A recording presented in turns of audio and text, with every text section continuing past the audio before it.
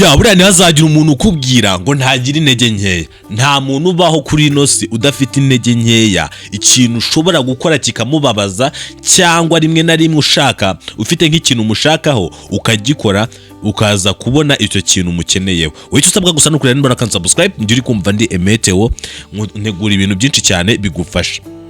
Dore rero intege nkeya zikiremwa muntu za mbere ugomba kumenya umuntu uwo ari we wese, ariko ngiye binje kubikubwira muri rusange. Hari abantu usanga bafite intege nkeya ku giti cyabo, ariko none nje kukubwira ikiremwa muntu cyose aho kiva kikagera bazihuriyeho. Mu gihe ubikoresheje ibi ngibi wakoresha ikiremwa muntu mu nyungu zawe bwite, cyangwa nari nk'ikintu ushaka kuyigisaba kikakiguha kitazuyaje. Dore intege za mbere z'ikiremwa muntu. Buriya ikiremwa muntu aho kiva kikagera gikunda wa muntu utega amatwi adakunda kuvuga. Buriya iyo uri wa muntu bakubwira ugatega amatwi, usanga abantu bose bumva yuko ari wowe ubumva ari wowe, ariko wa muntu ukunda kuvuga we kugira ngo azahuze n'ikiremwa muntu. Niyo mpamvu uzasanga abantu bakunda bavugirije, bakunda gusohora ibitekerezo bibari mu mutwe, biba bigoranye cyane kugira ngo bagire bakundwe muri societe. Niyo mpamvu intege nkeya z'ikiremwa muntu za mbere ni ugutega ugutwi, ukajya utega ugutwi buri muntu uwo ari we wese, ibyo avuga ukamwumva ukikiriza, ukemera rimwe na rimwe ugapfiramo ukababara, ariko wowe ukamwumva. Impamvu buriya ikiremwa muntu iyo kiri kuvuga hari umuntu wagiteze amatwi ari kwikiriza acyumva, icya mbere na mbere cyifata nk'ikinyabwenge, aba yumva yuko ari umunyabwenge, aba yumva yuko afite ubwenge bukomeye, aba yumva yuko ari umuntu ukenewe mu buzima ndetse unafasha, ufite icyo amariye abandi. Kuko buriya ari kukubwira aba yumva ibyo akubwira icyo ari akamaro biri kujya. Niyo byaba bidafite akamaro yegura mwikiriza, ukajya umwereka yuko muri kumwe. Kandi nanone buriya aba yumva ari umuntu mbega aba aruhutse. Buriya iyo uvuze, iyo ibintu bigusohotse mu kanwa uba uruhutse. Dore rero izindi ntege nkeya z'ikiremwa muntu. Buriya ikiremwa muntu aho kiva kikagera, iyo ugikoshereje noneho ugaca bugufi ngo ugiye kugisaba imbabazi, ntago ibyo ngibyo bikugunuza imbere ye, niyo waba zitakuvuye ku mutima.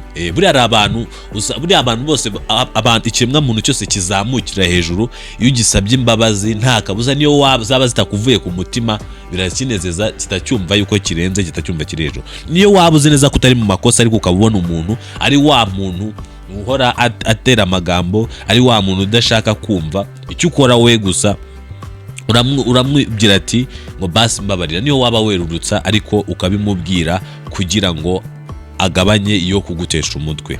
Dore ibindi bintu rero ugomba kwirinda, izindi ntege nkeya z'ikiremwa muntu. Ndetse nawe ugomba kwirinda. Abantu benshi cyane bakunda gukoresha izi trike kugira ngo bakontorore abantu, dore yuko bamaze kumenya yuko umuntu uwo ari we wese ukoresheje zino ntege nkeya ze wamugira, ushobora nko kumukoresha umubyazamo umusaruro mu nyungu zawe, cyangwa ukamukoresha ibindi bintu. Dore ziri ntege nkeya z'ikiremwa muntu. Buriya ikiremwa muntu aho kiva kikagera kiba gishaka niyo umuntu ukitaho. Iyo ukeretse kucyitayeho, iyo ukeretse yuko ubuzima uhangayikishijwe n'ubuzima bwacyo, kikabona yuko gigize nyine ari wowe, nicyo kintu cya mbere kigishimisha. Niyo mpamvu buriya iyo ufite abantu witayeho, abo bantu nabo baguha agaciro, abo bantu barakubaha. Icyo ngicyo ari cyo cyose ukeneye, niyo yaba afite amafaranga yayaguha. Buriya nizo ntege nkeya za mbere. Izindi ntege nkeya ushobora gukoresha ku kiremwa muntu ukagisaba icyo ushaka ndetse ukanagikontorora. Buriya umuntu ufite umuntu umwitayeho, dore yuko buriya nkuko nabikubwiye muri kamere muntu, abantu baba bumva bashaka care, kwitabwaho, baba bashaka ba bantu babumva, bo baba bashaka mbega ibintu ibyo ari byo byose bishobora gutuma ubuzima bwabo bumera neza. Dore impamvu ikiremwa muntu aho kiva kikagera hose kirikunda. Dore kwikunda rero, ibyo ngibyo byo twabiremanywe mu maraso. Umuntu uwo ari we wese, buriya banabicaje ahantu, wenda reka nk'urugero n'abakobwa mukundana, niyo waba umukunda cyane uvuga ati ngenda mukunda cyane uyu nguyu sinzigera musiga, bakabicaza ahantu bakavuga ati uri bwitangire undi ninde, icyo nzi cyo ntiwajya imbere. Niyo mpamvu buriya ikiremwa muntu kiva cyose kikajya kirikunda. Dushobora kuvuga ati ngewe ngo uyu namwitanya cyangwa ibiki n'ibiki, ariko bimaze kuba nibwo wabibona yuko ikiremwa muntu aho kiva kikagera cyose kikunda. Buriya n'umunyarwanda yavuze ati ngo ngiye amagara aterewe hejuru buri wese asamaye, nuko ikiremwa muntu gikora rero n'imigani cyaciye urabizi byose niko bigira. Rero izi ni intege nkeya z'ikiremwa muntu. Buriya umuntu uzajya ubwira hari ukuntu ubwira nyine intege nkeya z'ikiremwa muntu ni ukumenya amabanga yacyo, ya mabanga kidashaka kajya hanze. Dore impamvu murabizi abantu b'abayobozi benshi cyane ikintu gikunda kubashyira abantu bakunda kubashyira hasi nuko babaza amabanga yabo cyangwa bashaka kubeguza. Buriya uzi ibanga ry'umuntu no kumushyira hasi wamushyira hasi, n'icyo umusaba cyose yakiguha. Ikiremwa muntu aho kiva kikagera cyose gitinya yuko amabanga yacyo gifite, amabanga yacyo cyabitse mu rwangamazi nkajya niko bavuga. Rero kiba cyanga yuko ayo mabanga yose yajya hanze bitewe nuko kiba kibizi yuko, kuko buriya nta muntu ubaho w'umwere. N'abapadiri nabo ntago ari abere, n'abandi bose n'abapasiteri buriya nta muntu umwere, n'abashe nta muntu ubaho w'umwere. Umuntu wese aba afite igice cye kinuza cyera de, hari n'ikindi gice cy'umukara. Buriya ntukabone umuntu pasiteri ajya imbere ngo akubwire ubutumwa mwiza, padiri ajya imbere akagusomera ivanjiri, muzasheha ajya imbere akagusomera Korowani. Buriya aba afite igice cye ku ruhande cy'umwijima. Rero icyo gice iyo ukimenya ibyo yakoze muri iyo sanse yinuza y'igice cy'umwijima, nta kabuza ubu mufite neza ibyo wamukontorora ukamusaba icyo ushaka cyose, mbega nawe dore yuko aba bizi neza yuko nta bindi. Kandi akenshi na kenshi usanga ibyo bintu byose iyo sanse y'umwijima, ibintu dukoresha byose ni bya bintu byaturimbura, ni bya bintu byadushyira hasi. Nk'urugero ugasanga umugabo ni umukire bitewe nuko yabonye amafaranga menshi cyane, agiye none hasigaye afata abana ku ngufu. Icyo gihe aba ari sanse y'umwijima. Ni ibikorwa nk'ibyo bibi usanga biri muri izo sanse y'umukara. Niyo mpamvu rero iyo ukurikiranye neza ukamenya ibyo yakoze muri icyo gice cye cy'umukara, nta kabuza wamukontorora, wamusaba icyo ushaka cyose, wamuza amafaranga yose ushaka mu gihe ayafite akayaguha atazuyaje, yaba atanayafite afite uburyo yayabonamo akayahiga kugira ngo ayaguhe.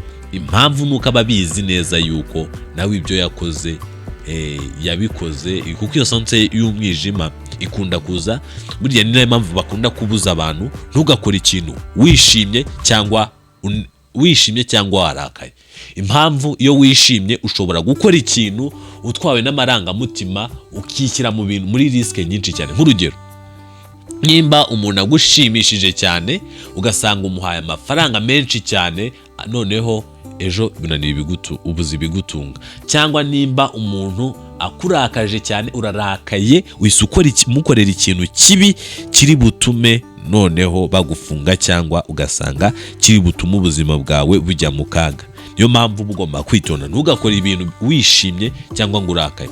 Uba ugomba kubikora uri normale, nta kintu cyagushimishije, nta n'ikintu cyakurakaje. Dore yuko aya marangamutima ariyo kenshi ni nkaho izi sanse y'umukara n'umweru niho ishingiye. Umukara ni igihe warakaye, umweru ni igihe wishimye. Rero igihe wishimye nta kabuza nabwo buriya hari abantu baba bakeka ngo ibintu byose bibi babikora uko barakaye. Ushobora no gukora ibintu bibi wishimye. Nk'urugero, nimba wishimye ufite nka 5,000,000 kuri konti kandi zizagutunga nta kazi wari wabona, ukishima ngo kubera umuntu akagushimisha akahita akuguza 1,000,000 nuza enye, nta kabuza wazimu ugasigara nimwe. Ugasanga wa muntu ejo abuze ubwishyu, ugasanga ahise atwara ya mafaranga. Icyo gihe nta kabuza uba wahisemo amahitamo bitewe n'ibyishimo utabanje gutekereza neza, kuko buriya nta muntu wishimye cyangwa warakaye utekereza neza. Umuntu uri normale ni utekereza neza, ni ibitekerezo biba beautiful. Wakoze cyane rero kubera umwanya mutonya, reka ngo nsoreza aha ngaha. Nibutsa gukora subscribe ku ishene ikugezaho tontu twitse tugiye dutandukanye, suko tuba tubuze byinshi twakuraho, gusa tuba dushaka yuko hari akantu usigarana, dore yuko ariyo ntego twiyemeje. Je wumvaga ndi emete wo mu lugha ya Kiswahili banasemaka tutaonana baadaye. Mu rurimi rw'icyongereza baravuga ngo next meeting next time. Noneho mu rurimi rw'igifaransa nabyo nzabibabwira. Asante.